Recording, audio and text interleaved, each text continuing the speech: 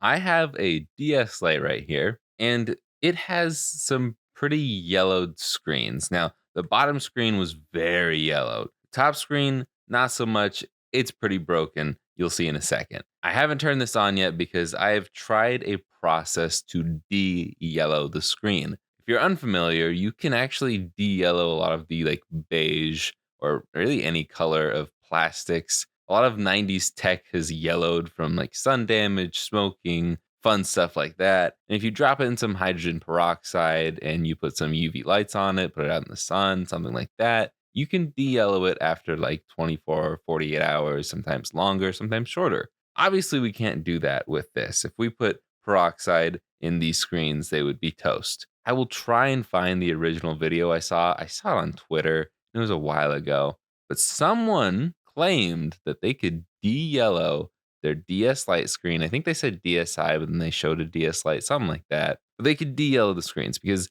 the DS Lite screens and I guess some of the DSi screens have a problem where they just get yellow around the edges. I don't know how that happens. And I just assumed like it was probably from smoking or something, all the 11-year-olds smoking cigarettes. This one was really, really yellowed. So all this person did on Twitter was turn it on maximum brightness, white screen. And the home screen is a fairly white screen. So for my testing with this extremely yellow bottom screen and somewhat yellowed top screen, I just put it on the home screen at the fourth brightness level, which is the max brightness level on the DS Lite. And I let it go for weeks, maybe even a month. I don't remember when I started it, but I did a time lapse on my old phone. So here we go. Holy crap. Almost instantly, it is so much less yellow, but it seems to,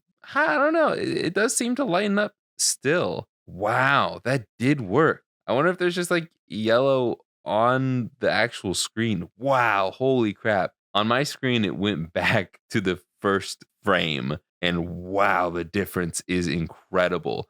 I was starting to think that it just wasn't going to change. I wonder if like my digitizer has some of the yellowing on it as well. And that is what is making it still look yellow because unfortunately, as good as it looks at the end of the video, it is still slightly yellowed. You can see it all along there. It is very light, but it is still yellow.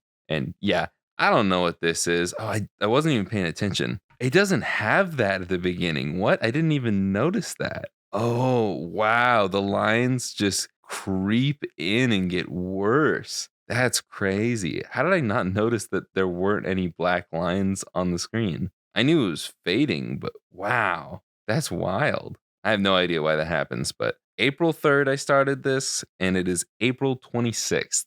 So we have gone 23 days, just over 3 weeks, and we've gone from super dehydrated yellow to it's kind of yellow. That is just crazy. When you go at like a different angle, it gets worse.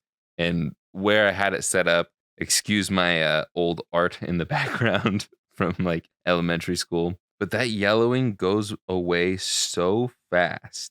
Like the majority of it goes away within just like 3 days. There is diminishing returns after a while, but with how yellow that screen was, I feel like if I kept this going for even longer, it might go away. But I also do feel like the it might just be yellowed on the digitizer, and that's what the like remaining issue is. But yeah, if you have a yellow screen on your DS, top or bottom, it's good. This was already bad. The top screen was already bad. So, I mean, maybe there's a chance that you could ruin your top screen by leaving it on 24/7 for 3 weeks. But there was already indication that this was a bad screen. So I wouldn't worry about it too much. And like, it's not really necessary to do this. I just was curious. They do sell aftermarket screens for these that are totally good.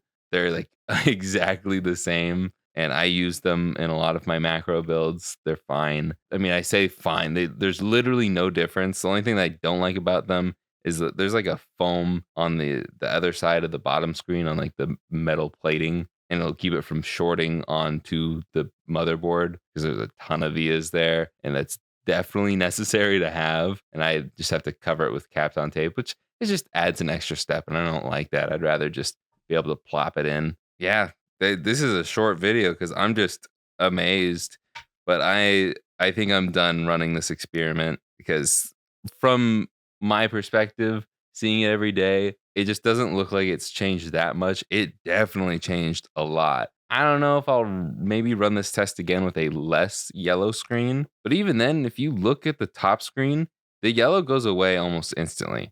It's gone within like, I don't know, 3 days. I say almost instantly. I ran this for 3 weeks, okay? And it's hard to tell if it's still yellow or not because this has like a purple, then red, then orange, then yellow, like bloom from the black spots. So I can't quite tell if it's been de-yellowed or not. But yeah, I think it's a solid thing to try out. I think more people should try it out. But yeah, I don't really have anything else to say.